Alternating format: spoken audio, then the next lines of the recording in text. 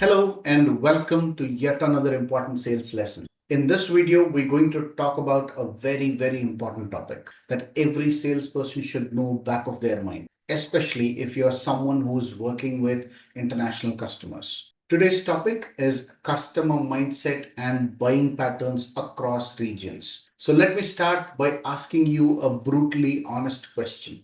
Have you ever lost a deal and later you realized, wait, my pitch was good, my product was also good, pricing was also fine. So why did the customer still not say yes, right? Do you know the reason for that lost deal? It was not your product. It was not your pricing. It was not even your competition, but it was the customer mindset of that particular region.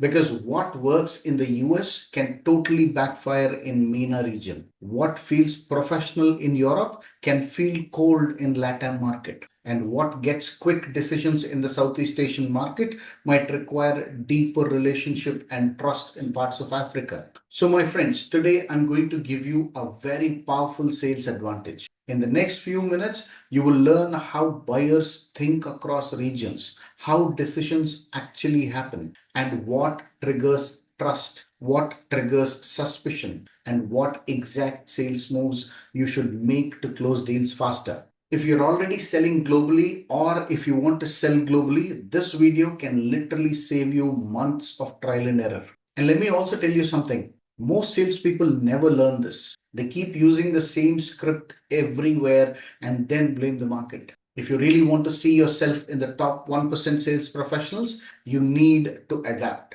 And if you do, you win. So stay with me till the end and you can thank me later. Hello champions, this is your sales and mindset coach Bharat Ogirala from the Sales Gurukul. Quick check before we get into the topic. Just type in the comments which region do you sell right now? Is it US, Europe, UAE, Singapore, Africa or LATAM? And tell me one more thing. Are you selling B2B or B2C? Because the buying patterns between these two segments slightly shift. Now, before we jump in, one important disclaimer. This is not stereotyping. This is sales reality. Every individual on this planet is unique. Every company is different. But regions do create patterns because of culture, history, regulations, communication styles, and business norms. So treat today's video as your starting map.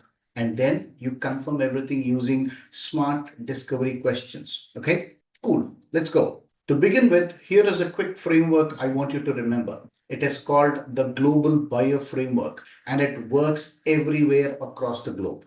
Irrespective of the region that you're serving, your buyers decide based on five important things. The first one is trust. Do I trust you and your company? Next is a risk. What can go wrong if I say yes? Third, return. What do I gain if I say yes? Fourth is process. How do we buy this internally? And finally, pace. How fast can we move forward? Your job as a salesperson is to identify which of these five elements dominate in that region and in that company. That's all. Now, let me give you a universal tool. Use these three questions early in the discovery phase. The first one, what does a successful buying decision look like for you in your company, Mr. Prospect? Who else will be involved and what are they most likely to care about? And finally, what are the risks you're trying to avoid by choosing this platform? These three questions alone will make you look like a senior closer in any country. All right, now let's go region by region. I'll tell you three important things about each region: buyer mindset, buyer patterns, and how to sell effectively in that respective market. Okay, let's start with the biggest market, United States. In many US B2B environments, buyers value speed and clarity, direct communication, ROI and measurable outcomes, strong positioning and confidence, proof, case studies, and benchmarks. These are the things they value a lot. So many US buyers think like this when they make any purchase. Show me the value fast, show me the proof, and show me the business case, and then tell me the next steps. Let's look at the buying pattern in the US market. First, they do a quick initial evaluation. Then they focus strongly on numbers and outcomes. The decision makers will expect you to be structured. Procurement process can be very strict in this region, and they often compare vendors side by side. So be prepared for that. Now, how do you sell effectively in the US market? Your approach should be like this. Start with outcome. Use crisp language and avoid any jargons. Use metrics and show how they can track the results. Give clear options for them to choose between. And finally, confirm the next steps on every single meeting or call. Some lines that you can use here are, Mr. Customer, based on what you shared earlier, there are two ways teams typically solve this problem. Option A is faster, but it will cost you more.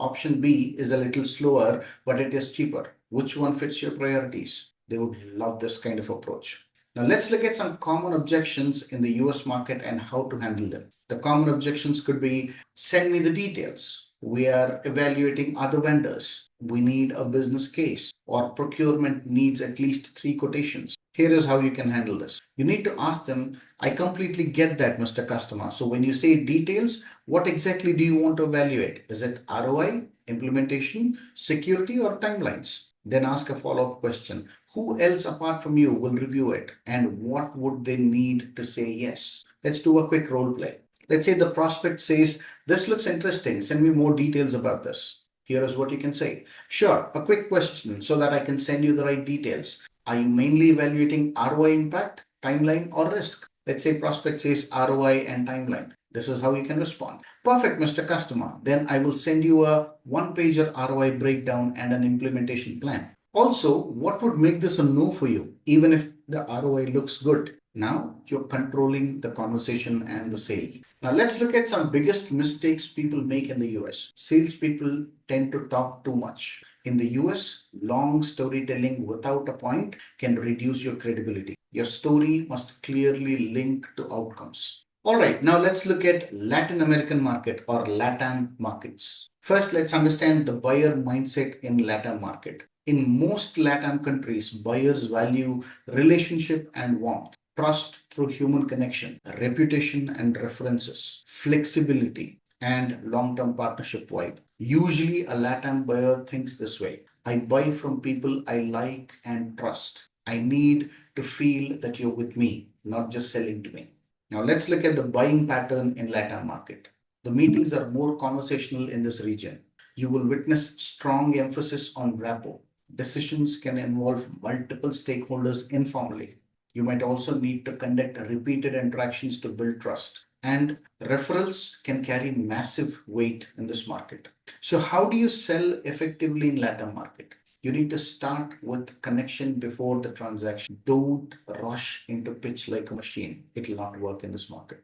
Here is how you can start a conversation. Mr. Customer, before we talk business, I'd love to understand your context. What is happening in your market right now? Then follow up with another question. So, what is the biggest challenge your team is facing this quarter? Be warm, respectful, and genuinely curious when they answer this. Now, let's look at some common objections in this market and how to handle them effectively. Some of the common objections are, we need to discuss internally. Let us talk later. We're not sure right now. Price is difficult. In LATAM market, sometimes objections are softer and not direct. So you must ask gently, Mr. Customer, that's totally fair. Can you please help me understand what is making this feel uncertain right now? And then say, if we solve that concern, what would be the next step? That's how you move forward. Let me give you an example how to close a deal without pressure. Mr. Customer, if we proceed, what would you want to feel confident about first? Let's say the prospect says support and implementation. Here is how you can say, perfect. Would it help if I introduce you to a current customer who implemented this with us successfully? That is a powerful LATAM move. Let me tell you the biggest mistake salespeople make in this market. They act too cold or transactional.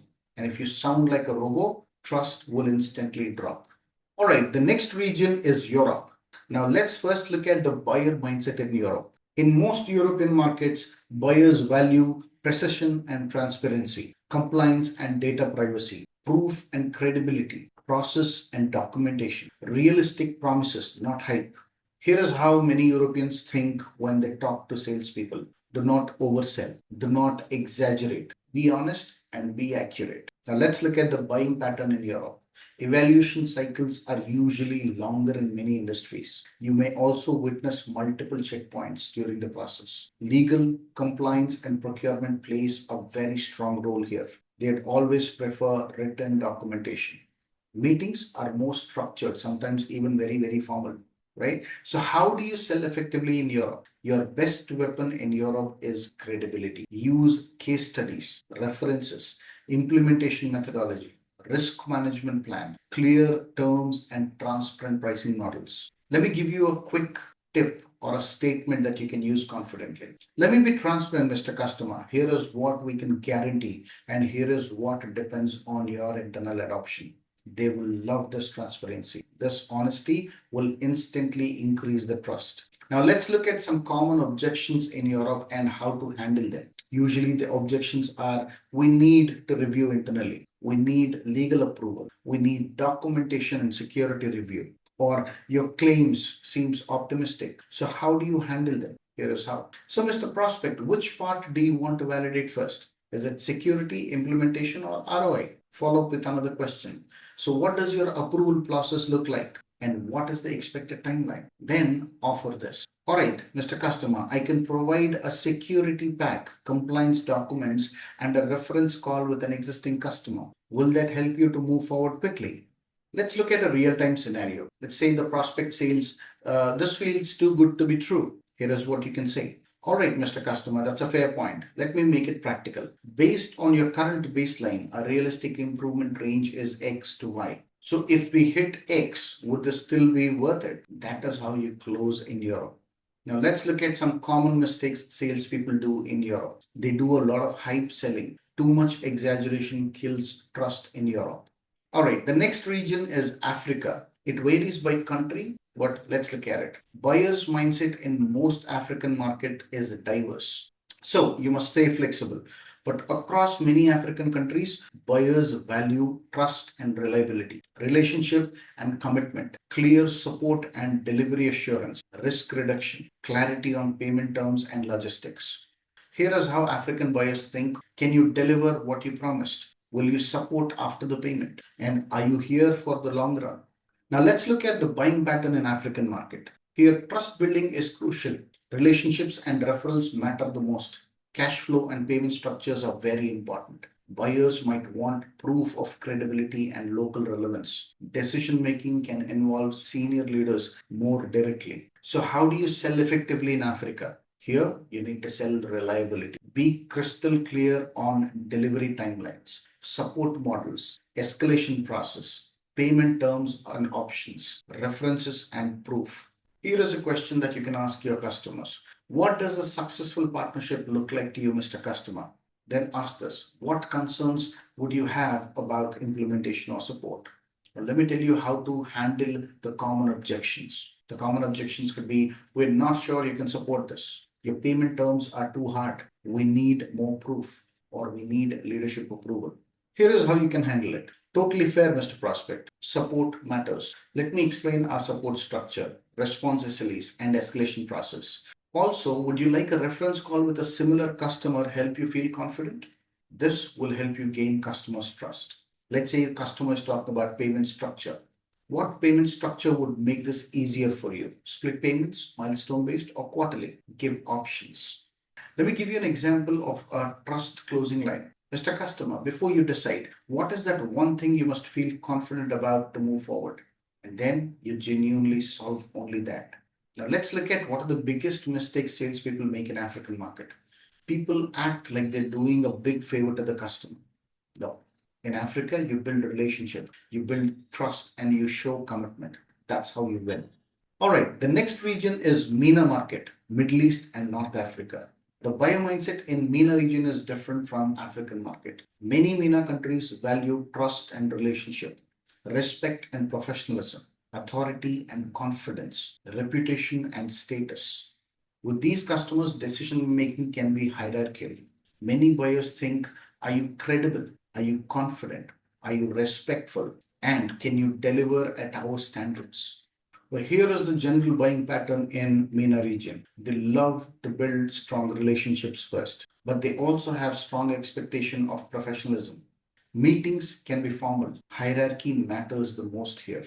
Decision makers may want direct engagement with the vendors. Partnerships and long-term presence are valued the most in this region. So how do you sell effectively in MENA region? You need to show confidence and respect. Be prepared with a strong company profile, a credibility deck, client list, implementation plan, clear pricing and deliverables. Also, do not be too casual too early with these customers. Now, here is a question that you can ask. Who will ultimately sign off on this? What does the leadership care most about? Is it speed, risk, brand impact, or ROI? Here are some common objections that you will see in MENA region. We need management approval. Send me a proposal. We will get back to you. Or we need better commercial terms. Here is how you can handle it. I'm happy to send you a proposal, Mr. Customer. In order to tailor it properly, what are the top three things your leadership will evaluate? And also offer, would it be helpful if we schedule a call with your leadership team so I can answer their concerns directly? If they talk about commercial terms, just say this. That's understood, Mr. Customer. Are you looking for a better pricing, better payment term, or stronger scope? Let me give you an example how to show authority and clarity. Mr. Customer, based on similar clients, the fastest way is X and the safest way is Y. If leadership prioritizes speed, we do X, and if leadership prioritizes risk control, we do Y. Which direction matches your leadership mindset? Now, let's look at some common mistakes salespeople do. People act too informal, too casual, or too weak. Confidence plus respect will win here. All right, the next region is Southeast Asian market. Now let's first look at the buyer mindset in this region. Southeast Asia is also diverse, but in many contexts, relationship and trust wins, harmony and consensus, low risk decisions, clear process, and long term value. Here is how most buyers think in this region. I need to align with internal stakeholders. I need to avoid risk. I need to make sure that this decision does not create friction internally. Here is the buying pattern in SEA market. Decision making can be consensus driven. They may avoid direct confrontation. They may say maybe or even not now. Trust can be built only through patience and consistency here. They value vendors who make the implementation easy. So, how do you sell effectively in the Southeast Asian market? Your best approach would be to be patient, be structured, make it easy for the customer to say yes, provide stakeholder enablement materials, and help them to sell internally. Here are some questions that you can ask. Mr. Prospect, who else need to be comfortable with this decision? And then say, what concerns might they raise? And then finally, offer them support. I can provide a one-page internal summary so that you can forward to stakeholders. Would that help? That's how you win hearts here. Now let's look at some common objections and how to handle them. First, the objections. We need to discuss internally. We will consider timing is not right or we need more alignment. Here is how you can handle.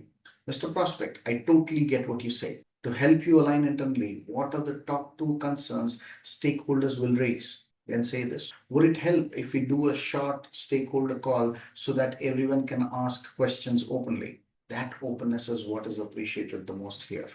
Here is a smart closing move you can use in Southeast Asian market. Ask this in your internal meeting, what would make this decision easy? Then you provide that asset. The biggest mistake salespeople make in Southeast Asian market is pushing too hard. If you push too aggressively, they may disengage politely and completely disappear.